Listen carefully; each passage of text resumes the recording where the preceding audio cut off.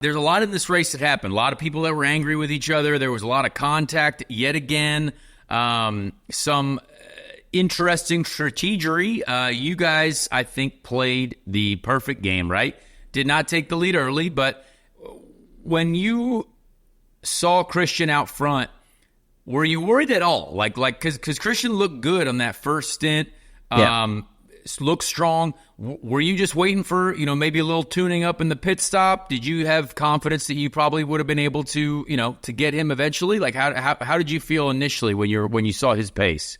I wasn't worried because it was still the first stint of the race, still like lap 20. But he had the strong pace, man. He was really strong on those primaries. I was on used alternates at that time, and I struggled to get them into temperature at the beginning. He actually started pulling away, and I was like, oh man, I'm dropping like a stone. But eventually I got 10 back. I catched him. I couldn't overtake him. It was very tough to overtake when there was almost no difference in speed. And I was surprised that he was that fast on primaries. But then I went from used alternates to primaries, and I also had good speed. So we didn't expect. I think the conditions changed a lot from the warm-up, obviously, to the race. And on the warm-up, you couldn't drive on those primaries, man. You were like 9/10 a second slower. So during those first 20 laps, when Christian started pulling away and I was on the alternates, I was like, man, when he gets on the alternates, I'll be done. But no, it was just a lot more settled. And it was a good race. I mean, Power had a lot of pace as well. They actually undercut us on the first stop. So we dropped to third. They started pulling away because they were on those alternates, and I had to do the primaries. And I was, you start getting concerned. Obviously, they start pulling away, and you can see that they just go, and you cannot catch them. But I would say I got a bit lucky with the traffic.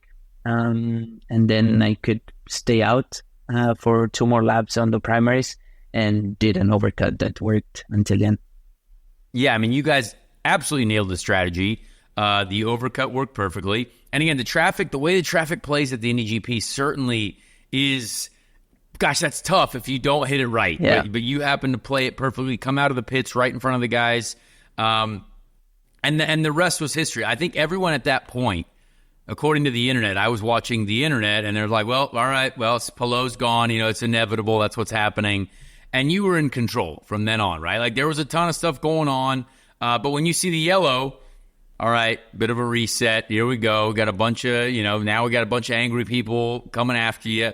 But still, there was no challenge. And that had to have been great. Was there one moment, did you guys make maybe, hey, we'll take a little bit more front wing for this last stint? Or was there something that kind of helped you out, be like, this is what I needed?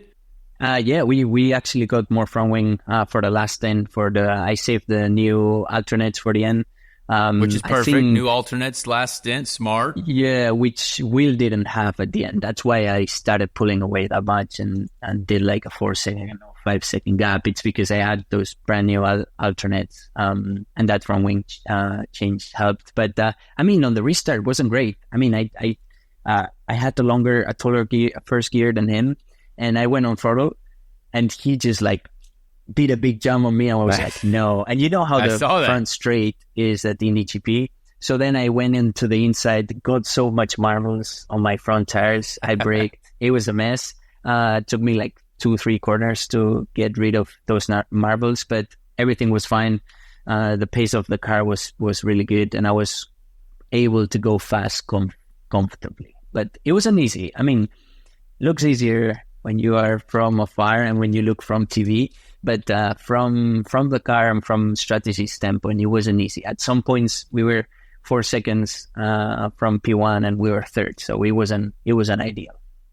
Exactly. So when you look back at the race, I'm sure you see clips. You see some things that were going on. You see some of the way the other people were racing each other. You see the Andretti teammates taking each other out, like right at the beginning. And Colton was leading the championship. Boom, gets fired off. Like, that has to be something you see and you're like, all right, like, that's nice because you're back to the lead of the championship now. Are you kind of surprised? Because, again, Barber was a slaughterhouse out there. I mean, were you kind of surprised again about how much was going on? You had the Ferrucci and Grosjean coming together. There was people flipping each other off in the warm-up. I mean, the vibes are wild right now. Yeah, I don't get it. They were like, everybody had I don't know, testosterone like super high here. Like Yeah. it was wild in warm up already, even on practice. But yeah, fortunately I was not part of any of those stuff going on. I was surprised there was so much action going on since lap one. People screaming on the radio about the strategies and about the tires and about this and that, and people fighting on track. Obviously, everybody was watching Ferrucci and Grosjean, and I think it was amazing that they got together at the race. And we all knew what was going to happen. I don't know. Yep.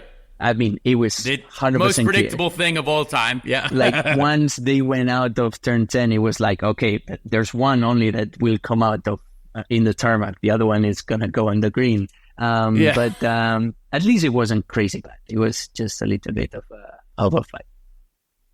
Yeah. Chase, go ahead. Get in here for Alex. Yeah, congrats on back-to-back at the Sancio, man. Thank you. You took this one down last year.